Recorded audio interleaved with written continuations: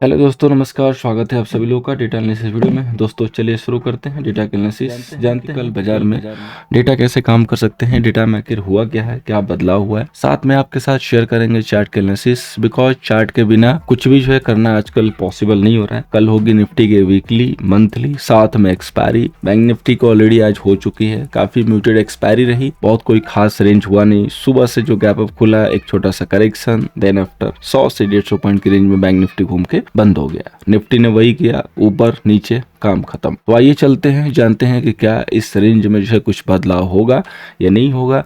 साथ में जानेंगे कि डेटा हमें क्या इशारा कर रहे हैं। तो आइए दोस्तों शुरू करते हैं। तो सबसे पहले दोस्तों हम बात करेंगे यहाँ पे समरी की। समरी के ऊपर हम देख रहे हैं कि क्लाइंट इंडेक्स फ्यूचर में लॉन्ग किया, कॉल में सेलिंग की, पुट में सेलिंग है, स्टॉक फ्यूचर में सेल है। एफआई की बात करेंगे तो फ्यूचर सेल किया, कॉल को खरीदा है, पुट को भी खरीदा है, स्टॉक फ्यूचर को भी खरीदा है। प्रो की बात करेंगे, फ्यूचर लॉन्ग है, कॉल लॉन्ग है, पुट भी लॉन्ग है, स्टॉक फ्यूचर शॉर्ट है। डे की बात करेंगे तो फ्यूचर लॉन्ग, कॉल पे कुछ नहीं, पुट लॉन्ग और स्टॉक फ्यूचर शॉर्ट। तो दोस्तों ये जो डेटा प्रॉफिट बुकिंग का जो है इशारा कर रहे हैं, एफआई के भी डेटा वही इशारा कर रहे हैं। पोजीशन में कुछ खास बदलाव होते हुए नहीं दिख रहे हैं और प्रो के भी डेटा सेम है। हम इस डेटा को डिकोड करने के लिए चलेंगे सेगमेंट वाइज होल्डिंग डेटा पे, क्योंकि क्लू यहीं से मिलेगा। बिकॉज डेटा का अनुमान लगाना है तो हमें ये पता करना होगा कि किसके पास कितना डेटा होल्ड है। तो आइए चेक करते हैं कौन क्या लेके गया। सबसे पहले इंडेक्स फ्यूचर, यहाँ पे क्लाइंट 129 यानी कि 1,29,000 शॉर्ट सेल करके गया। डीआई 16,000 यानी कि डीआई ने 16,000 क्वांटिटी सेल की है फ्यूचर पे। एफआई के 1,24,124 लेग जो इनके शॉर्ट सेल चल रहा है। प्रो की बात करेंगे तो 11,000 इनके लॉन्ग है। अब बात करते हैं इंडेक्स कॉल की। तो क्लाइंट के पास अब 2 लाख शॉर्ट सेल हो गए लॉन्ग के सामने। एफआई के पास 242 लॉन्ग हो गए 143 लॉन्ग के सामने।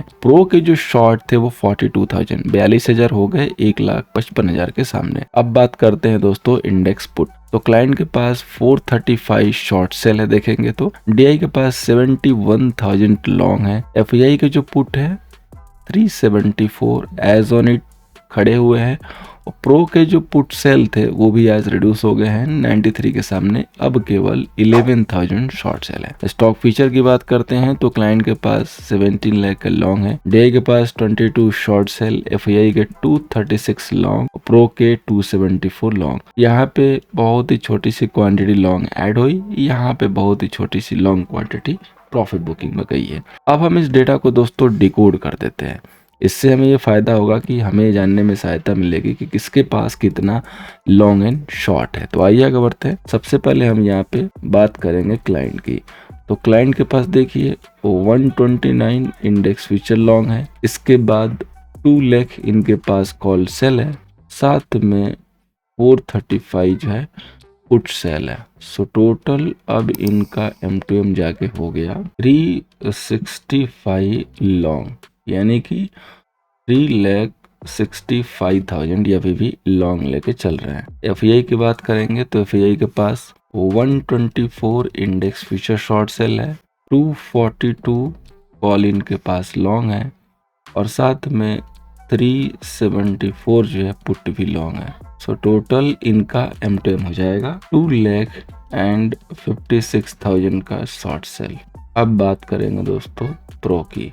तो प्रो के पास 11,000 लॉन्ग है, इसके बाद 42,000 कॉल सेल है और 11,000 इनके पास पुट सेल है। तो टोटल इनका M2M हो जाएगा 19,000 का सेल।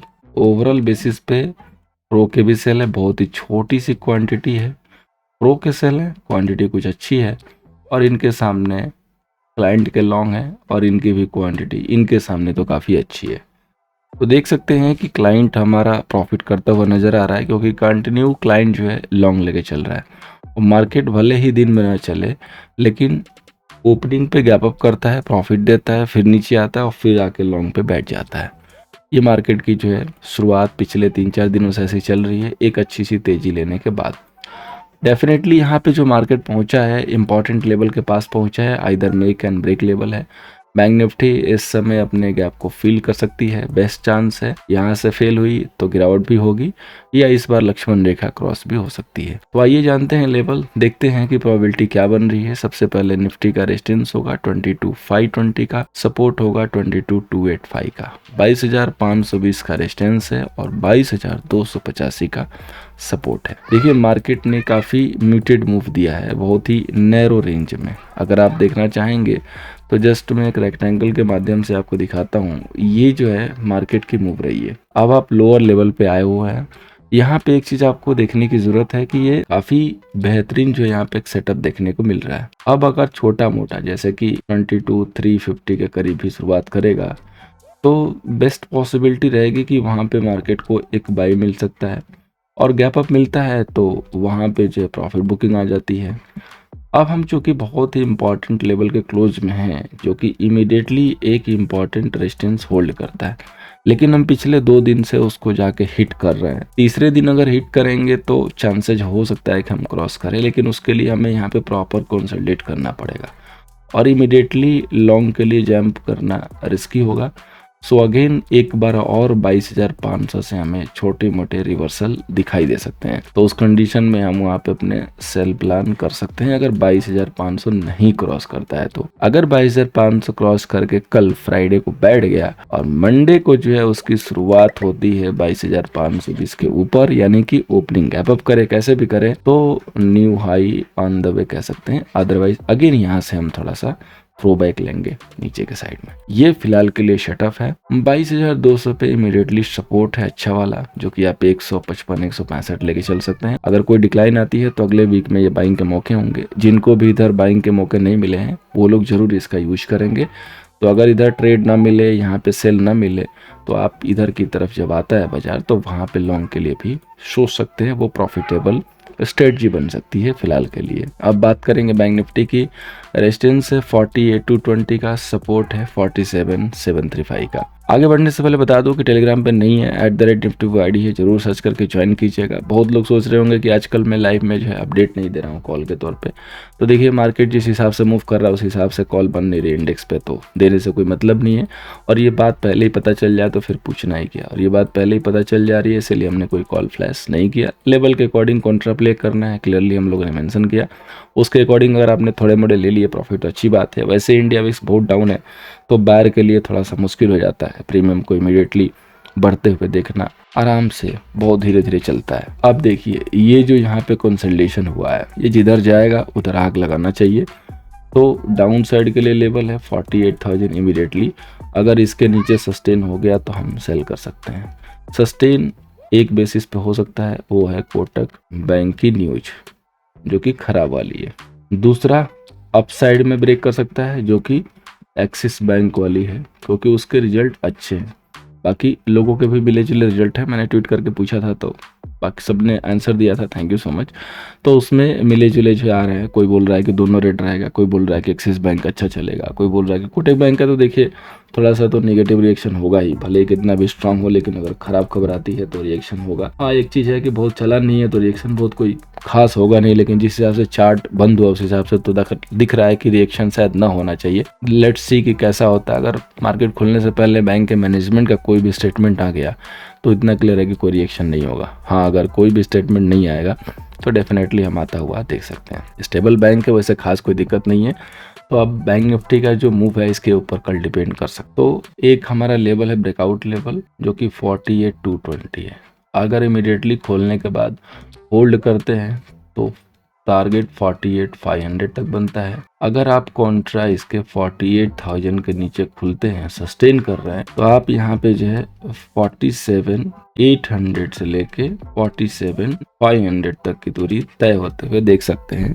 कंडीशन होगा कि कोटक बैंक को इसी तरीके से नेगेटिव परफॉर्म कर रहा हो और एक्सिस बैंक ने कोई भी रिजल्ट पर रिएक्शन नहीं दिया, क्योंकि एक्सिस बैंक का रिजल्ट अच्छा देखा जा रहा है, मार्केट को पसंद आ रहा है। अगर चार्ट पे पसंद नहीं आया, लेवल पे पसंद नहीं आया, तब इस कंडीशन में हम 47,500 की डायरेक्शन ले सकते हैं। अदरवाइज अगर एक पॉजिटिव रहा और एक थोड़ा नेगेटिव खुला तो दोनों मिलके ऊपर नीचे खींचातानी करेंगे और इस कंडीशन में पुट बायर का कॉल बायर का दोनों का जो है नुकसान होना तय दिख रहा है। अब बात करेंगे दोस्तों अगला इंडेक्स जो कि है फाइनेंस निफ्टी। तो फाइनेंस निफ्टी का दोस्तों रेजिस्टेंस होगा 21,525 का, सपोर्ट होगा 21,275 का। अब देखिए फाइनेंस निफ्टी में किस हिसाब से काम करना है। फाइनेंस निफ्टी काफी ही जो है लिमिटेड रेंज जो है दे रही है एज लाइक बोथ इंडेक्स, क्योंकि सारे इंडेक्स एक ही साइड से चल रहे हैं।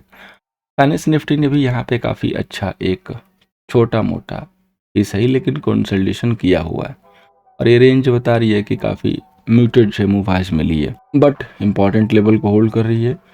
तो जब तक 21,400 के ऊपर रहेगा बाई इन डिप और 400 ब्रेक करेगा तो थोड़ा सा कॉशियस रहिए। 21,300 के करीब फिर लॉन्ग के लिए सोचेंगे। देखिए इंडेक्स पे मूव काफ़ी न्यूट्रल कह सकते हैं कि इस समय मिल रही है, बट जो स्टॉक्स है वहाँ पे अच्छी मूव है। जैसे कि मेटल हमने पहले भी ऐड किया था जिन स्टॉक्स के बारे में, सेल, एनएमडीसी, आप देख सकते हैं कैसे आज परफॉर्मेंस किए हैं। तो ऐसे स्टॉक्स के साथ हमेशा आप जुड़े रहिए, अच्छे मूव मिलते रहेंगे। कल का जो पहला स्टॉक होगा on behalf of result axis bank को ऊपर नजर रखिएगा, अच्छी मूव मिल सकती है। चांसेस हाई है कि रिजल्ट के ऊपर मार्केट का अच्छा रिएक्शन मिल सकता है, जगह अच्छी है। रिलायंस कल से रडार पे लेके चलना शुरू की है, आज भी डे इन पे क्लोजिंग हुई है। हो सकता है कि आने वाले टाइम में निफ्टी के ऊपर यही प्रेशर बनाएगा। अगर कल रिवर्सल हो गया 2900 से तो समझिए कि हो सकता है कि इस बार ये ब्रेकआउट कर दे, अदरवाइज नहीं हुआ तो पॉसिबल है कि ये करेक्शन धीरे धीरे कंटिन्यू रखेगा। अगला जो स्टॉक है महिंद्रा एंड महिंद्रा, कल भी अपडेट लिए थे, आज भी डे लो पे जाकर क्लोजिंग हुई है, यानी कि ऊपर से रिजेक्शन आ रहा है। तो जब तक 2100 को क्लोज ना करे तब तक कोई ब्रेकआउट नहीं होगा और सेलिंग के भी कंफर्मेशन नहीं है। सेलिंग जो हमारी कंफर्म होती है वो होती है 20,000 यानी कि 2000 के नीचे क्लोजिंग आने के बाद सेलिंग की जो कंफर्मेशन होती है। अब हम चलते हैं दोस्तों आगे अपने ऑप्शन चेन पे। सबसे पहले कवर करेंगे बैंक निफ्टी का, जिसकी अगली जो एक्सपायरी है वो 30 अप्रैल को है। अब देखिए आईटीएम पे देखेंगे तो कोई खास कंक्लूजन नहीं है, क्योंकि आज ही एक्सपायरी हुई है तो डेटा कोई खास आया नहीं है। बाकी ओटीएम पे पुट की राइटिंग आई है, चूंकि मार्केट का मूड जो अपसाइड में है तो दूर की लोगों ने पोटीएम 1-2 रुपये वाली सेल करके रखी हुई है। अब आगे चलते हैं, जहाँ से डेटा बनने शुरू हुए हैं तो वहाँ पे हमें दिखाई दे रहा है कि आज कॉल की बाइंग इसमें हुई है, जो कि डीप आईटीएम पे है और वो है 45,900 से लेके 47,000 तक। इसके बाद अगर आगे बढ़ते हैं तो हमें ये दिखाई दे रहा है कि यहाँ पे कॉल के शॉर्ट कवर हुए हैं 47,400 तक। इसके बाद अगेन जो शॉर्ट कवर हुए हैं वो 47,600 से लेके 48,000 तक। 48,000 के बाद भी कॉल बाइंग है, 49,000 की कॉल बाइंग है और 49,100 से लेके आगे तक राइटिंग है। पुट में देखेंगे तो हर स्ट्राइक पर राइटिंग है, जो कि डेटा को सपोर्ट करता हुआ नजर आ रहा है। टोटल कॉल सेलर देखेंगे तो 8,43,000, पुट सेलर 8,04,000। तो डेटा में कुछ ऐसा नहीं है जहां से हमें दिख सके कि कोई अच्छी मूव आ सकती है धमाकेदार वाली। न्यूट्रल जो है मूव अगेन दिख रही है। इमीडिएटली 48,200 पे एक छोटा सा हर्डल है, रेजिस्टेंस है, इसको क्रॉस करने के बाद ही 48,500 पहुंच पाएंगे, अदरवाइज रिजेक्शन आ जाएगा। रिजेक्शन आता है तो 48,000 के पास अच्छा जो है सपोर्ट मिल सकता है। अगर हम 48,000 के नीचे सस्टेन करना शुरू करेंगे तब हमें प्रेशर दिखाई देगा टुवर्ड्स 47,500। अदर 48,000 तक बहुत अच्छा खासा सपोर्ट अवेलेबल है। अब हम बात करते हैं दोस्तों निफ्टी की। तो निफ्टी की दोस्तों कल यानी कि 25 अप्रैल को एक्सपायरी है। डेटा यहीं पे बने होंगे अच्छे वाले, पुट के लॉन्ग कवर हुए हैं यहाँ पे देखेंगे तो, और कॉल के शॉर्ट भी कवर होते हुए दिखाई दे रहे हैं। तो ये अच्छी बात है निफ्टी के फेवर में जो हुआ है। बाकी हम आगे चलते हैं जहां से कंटिन्यू डेटा बनने शुरू हुए हैं। तो यहाँ पे देखिए कॉल के शॉर्ट कवर हुए हैं। आईटीएम पे जो है कॉल की शॉर्ट कवरिंग दिखाई दे रही है निफ्टी में। बाकी पुट की राइटिंग है, आईटीएम ओटीएम सब पे जो है दिखाई दे रही है। तो डेटा टुवर्ड्स पॉजिटिव डेवलप हुए हैं, लेकिन 22,400 से इमीडिएटली देखेंगे तो लॉन्ग के कवर अप भी हुआ है। 400 के बाद जितने भी थे वहां पे राइटिंग ही आ रही है। इसके बाद इधर पुट की राइटिंग है, कोई लॉन्ग्स वगैरह नहीं है। तो बेरिश डेटा खुल के कोई आया नहीं है। इनसाइड में तो लोग बनाते ही हैं अपना अपना छोटा मोटा डेटा। बड़े बेस पे जो है डेटा ट्रेंडिंग वाले मूव के लिए बेरिश नहीं है फिलहाल के लिए। 29,000 कॉल सेलर और 2876 पुट सेलर बिल्कुल बराबर है। 19-20 का जो है डेटा है और इस डेटा से कोई खास बाजार में कोई डायरेक्शन मिलनी मुश्किल जो है दिख रही है। बाकी आगे के रिएक्शन 22,400 इमीडिएटली जो है रेजिस्टेंस की तरफ वर्क कर रहा है, बट बड़ा जो रेजिस्टेंस है वो 22,500 पे है कल के एक्सपायरी के लिए। इसके बाद बड़ा जो सपोर्ट देखेंगे वो 22,400 पे बिल्ड करने की कोशिश की गई है। अगर ये नहीं होल्ड होगा तो 22,300 पे तो सपोर्ट अवेलेबल है ही है। मैक्स पेन देखेंगे तो आपका 22,400 पे है और एग्जैक्ट उसी पे मार्केट क्लोज हुआ है। तो 400 के ऊपर अगर बाजार होल्ड करना, सस्टेन करना शुरू करता है तो हमें एक शॉर्ट कवरिंग दिखाई देगी, और अगर गैप अप कर दिया तो ऐसे ही खत्म हो जाएगा शॉर्ट कवरिंग। लेकिन गैप अप के चांसेस कल थोड़े कम रहेंगे, कल चांसेस नहीं है गैप अप के। कल हो सकता है कि खुलने के बाद ही मूव आए। कल मार्केट पहले हो सकता है कि एक्सपायरी है तो मॉर्निंग में थोड़ा सा दोनों साइड से मूव दे दे। कोटक बैंक के न्यूज भी है, प्रीमियम जो है मिल्ट हो जाए, उसके बाद डायरेक्शनल मूव हो सकता है कि ले। तो अगर कोई भी गैप अप गैप डाउन नहीं होता है तो इमीडिएटली किसी भी साइड की डायरेक्शन में ट्रैप मत होइएगा, थोड़ा वेट एंड वॉच कीजिएगा, देन आफ्टर ट्रेड के लिए सोचिएगा स्टेबल होने के बाद। अदरवाइज वहां पे लॉसेस होने के चांसेस ज्यादा रहते हैं। तो दोस्तों वीडियो को यहाँ पे वाइंड अप करते हैं। उम्मीद करूंगा कि ये सेशन कल के सेशन में आपको हेल्प करता हुआ नजर आए। Thank you so much for watching. मिलते हैं दोस्तों नेक्स्ट सेशन में।